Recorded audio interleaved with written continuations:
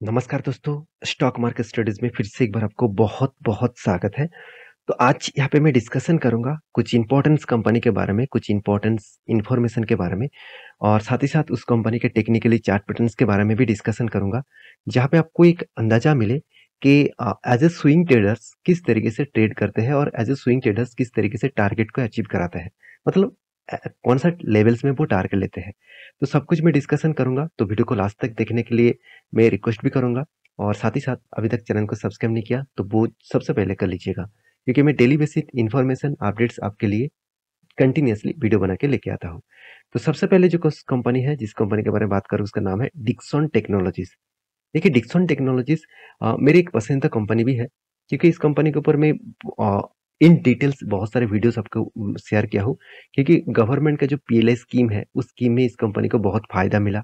साथ ही साथ शाओमी जो चाइना के इतने बड़े ब्रांड है, वो भी डिक्सन टेक्नोलॉजीज़ के साथ काम कर रहा है मतलब उसके साथ अ, इंडिया में मैन्युफैक्चरिंग करते हैं खुद का जो मोबाइल फ़ोन वगैरह। तो ये एक प्लस पॉइंट बन गया डिक्सन टेक्नोलॉजीज़ के ऊपर क्योंकि देखिए जब चाइना ने रिजेक्शन कर दिया था चाइना ने ये बता दिया था कि डिक्सन टेक्नोलॉजीज़ के ऊपर वो मतलब डिक्सन टेक्नोलॉजीज़ के साथ वो काम नहीं करने वाले हैं। तो डिक्सन टेक्नोलॉजीज़ के ऊपर एक बहुत भारी भरकम गिरावट देखने को मिला था। और फिर भी जब शाओमी ने जब इस बात को मतलब अलग से बता दिया कि हाँ, मैं इंडिया में अगर मैन्युफैक्चरिंग करूँगा, तो मैं डिक्सन टेक्नोलॉजीज़ के साथ ही करूँगा। क्योंकि मतलब डिक्सन टेक्नोलॉजीज़ के माध्यम से ही करूँगा। तब इस कंपनी के शेयर में जान फिर से वापस आया। तो देखिए मेक इन इंडिया में गवर्नमेंट हमेशा बाहर की जितने सारे कंपनीज़ हैं, उसको एक ही ऑफ़र किया है कि अगर आपको प्रोडक्ट इंडिया में बेचना है, तो इंडिया में ही मैन्युफैक्चरिंग करना पड़ेगा। तो इसमें क्या होगा, जब इंडिया में मैन्युफैक्चरिंग करेंगे, तो मतलब इंडिया में प्रोडक्ट का दाम सस्ता होगा। उसके साथ-साथ जब इंडिया से मैन्युफैक्चरिंग होकर बाहर में एक्सपोर्ट किया जाएगा, देखिए सारे प्रोडक्ट्स तो इंडिया में ही बेचेंगे ऐसे बिल्कुल नहीं, वो बाहर की कंट्रीज़ को भी एक्सपोर्ट करेंगे। तब एक्स्ट्रा इनकम गवर्नमेंट का होगा और साथ ही साथ बहुत सारे एक्स्ट्रा फैसिलिटीज़ भी मिलेंगे, बहुत सारे जॉब्स भी तैयार होंगे। तो ये सारे कारण की वजह से मेक इन इंडिया जो बन रहा है, वो मेरे हिसाब से यहाँ पे बेस्ट थिंकिंग है गवर्नमेंट का। देखिए, मैं डिक्सन टेक्नोलॉजीज़ के ऊपर बहुत बुलिश तब बन गया जब बाहर की बहुत सारी कंट्रीज़ इंडिया में आकर बिज़नेस करना चाहते हैं और इसके साथ जब शाओमी ने बहुत बड़ा डील किया, तब मैंने और भी इस कंपनी के ऊपर पॉज़िटिवली सोचने लग गया। तो कंपनी इसके ऊपर मार्केट कैप कितना है? 28,000 करोड़ के आसपास और कंपनी के पी रेशियो कितना है? 102 और यही वजह है कंपनी शेयर के ऊपर और भी करेक्शन होने के लिए मेन कारण। क्योंकि इतना हाई पी रेशियो में कौन खरीदना चाहेंगे? एक टाइम कंपनी का पी रेशियो चला गया था 180। अगर कोविड के लेवल में देखेंगे तो कोविड के टाइम में कंपनी का पी रेशियो था सिर्फ 35। तो अभी कितना पी रेशियो है? 100 के ऊपर। एवरेज पी रेशियो कितना है? 97 के ऊपर। तो इसका मतलब कंपनी के ऊपर और भी छोटा सा करेक्शन भी हो सकते हैं और यहाँ से फिर से रिवर्सल भी कर सकते हैं। तो मेरे हिसाब से रिवर्सल ही करेगा क्योंकि कंपनी का जो एवरेज पी रेशियो है वो सेम टू सेम है कंपनी का करंट पी रेशियो से। देखा जाए तो कंपनी में यहाँ से ग्रोथ होने का चांसेस ज़्यादा है। तो क्वार्टरली जो रिजल्ट है कंपनी इस बार हाईएस्टली रिजल्ट पब्लिश किया। देखिए जब कंपनी का रिजल्ट कब खराब हुआ आप ध्यान से देखना कि कंपनी का जो रिजल्ट है बीच में कुछ खराब हो गया था 3,000 करोड़ से घट के हो चुके थे 28 करोड़ मतलब 2,400 करोड़ तो ये जो सेल्स जो डाउन हुआ था उसको कंपनी फिर से इस बार रिकवरी किया। रिकवरी करने के बाद एक्सपेंस को भी कंट्रोल में रखा। उसके बाद नेट प्रॉफिट को कंपनी किस तरीके से किया आप देख सकते हैं। 45 करोड़ से बन चुके हैं 67। तो आप कहेंगे सर पिछले क्वार्टर की तुलना से तो कम है। हाँ, बिल्कुल आपकी बात सही है। फिर भी हर क्वार्टर में कंपनी का प्रॉफिट ज़्यादा होगा ऐसे हो नहीं सकता क्योंकि कुछ सीज़नेबल बिज़नेस होते हैं। कुछ टाइम कंपनी को मैन्युफैक्चरिंग कम करना पड़ता है, कुछ टाइम ज़्यादा करना पड़ता है। उस हिसाब से कंपनी का सेल्स भी बढ़ते हैं और कंपनी का इनकम भी बढ़ते हैं। रही बात कंपनी के बैलेंस शीट का, तो यहाँ पे कुछ पॉइंट्स मुझे अच्छा लगा जो आज पॉइंट्स मैं आपके साथ शेयर करूँगा। रिज़र्व देखिए 53 करोड़ था और वो भी 10 साल 12 साल पहले। आज वो बढ़ते-बढ़ते कहाँ पे आ गया 1200 करोड़ के आसपास। और बोरिंग्स देखिए कंपनी के ऊपर बीच में बोरिंग्स हो गया था 667 करोड़ के आसपास और इस बार कितना है 200 करोड़। तो आप कहेंगे सर पिछली बार इतना बोरिंग्स क्यों हो गया था? देखिए उसके पीछे कारण भी है। वो कारण क्या है? पहली बात देखिए कंपनी अच्छा खासा ट्रेड भी रिसीव किया था।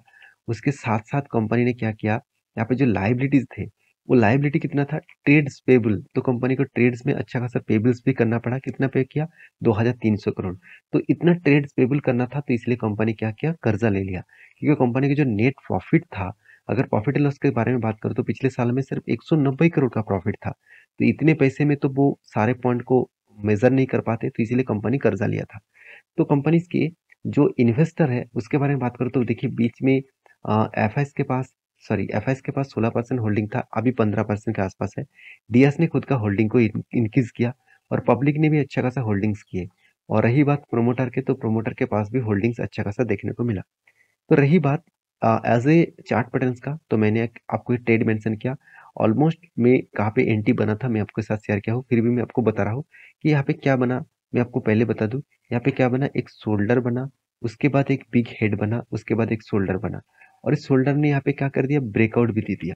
इस कैंडल ने ब्रेकआउट किया और इस कैंडल ने कंफर्मेशन कर दिया।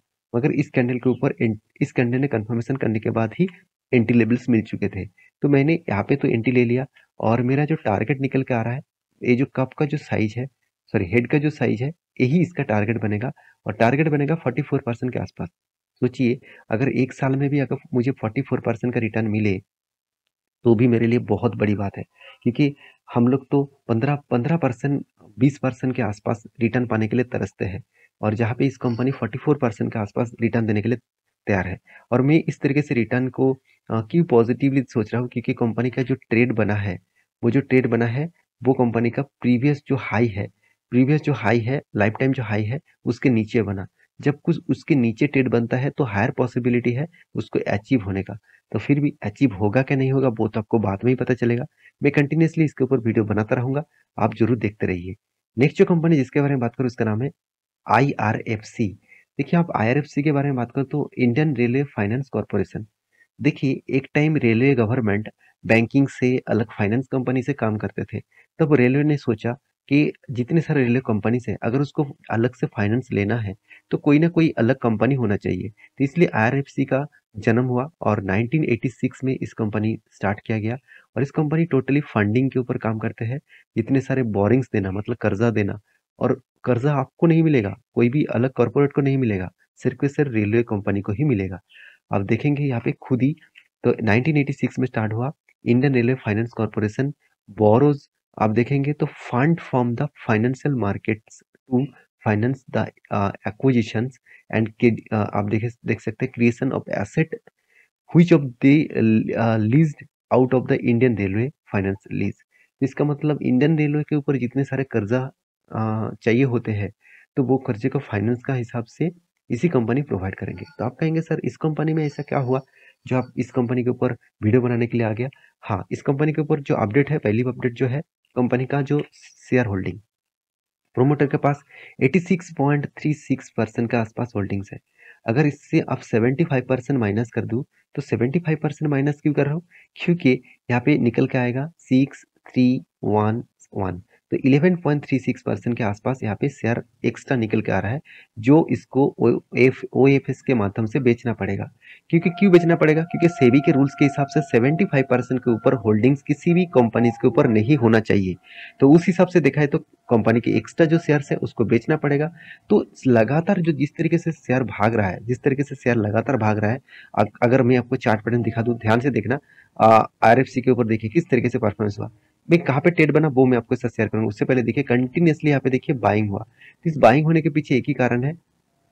आप देखेंगे एक न्यूज में पिछले दिनों में भी आपको मेंशन किया था कि आप देख सकते हैं centre considering stake sales IRFC. आप देखेंगे तो ओएफएस की रिपोर्ट, यहाँ पे रिपोर्ट के माध्यम से ये बताया जा रहा है कि सेंट्रल गवर्नमेंट यही चाहते हैं कि इस कंपनी के ऊपर आया स्टेक को बेचना। 11.36% का जो स्टेक है वो यहाँ पे बेचने वाला है। तो इतना शेयर अगर बेचा जाएगा तो एक भारी भरकम गिरावट होगा। तो उससे पहले जितने सारे लोग आईआरएफसी मान के चलिए, कुछ कुछ लोग ओएफएस के लिए मतलब अप्लाई करने वाले हैं। तो उस हिसाब से देखा जाए तो आपसे इतना शानदार एक रिपोर्ट आया जिसके चलते हुए लोग लगातार बाइंग करते जा रहे हैं, क्योंकि शेयर भागेंगे तभी जब करेक्शन होगा तो उसके और भी सस्ते में मिलेगा और ज़्यादा से ज़्यादा उसको मतलब अच्छा खासा प्राइस में भी मिल सकता है। तो इसलिए शायद कंपनी के ऊपर लगातार लगातार बाइंग ट्रेंड देखने को मिला। और कंपनी कोई खराब परफॉर्मेंस नहीं कर रहा है, कंपनी कंटिन्यूसली खुद को अच्छी तरीके से रिप्रेजेंट भी कर रहा है। क्वार्टरली रिजल्ट दिखा दूं तो कंपनी कंटिन्यूसली सेल्स को इंक्रीज किया। एक्सपेंस कंपनी का उतना ज़्यादा नहीं है और कंपनी ऑपरेटिंग प्रॉफिट को मेंटेन करने के बाद कंपनी का जो नेट प्रॉफिट है, टैक्सेशन पेमेंट करने के बाद भी कंपनी का जो नेट पेमेंट है वो 15,000 करोड़ के आसपास कंपनी को नेट पेमेंट देखने को मिला।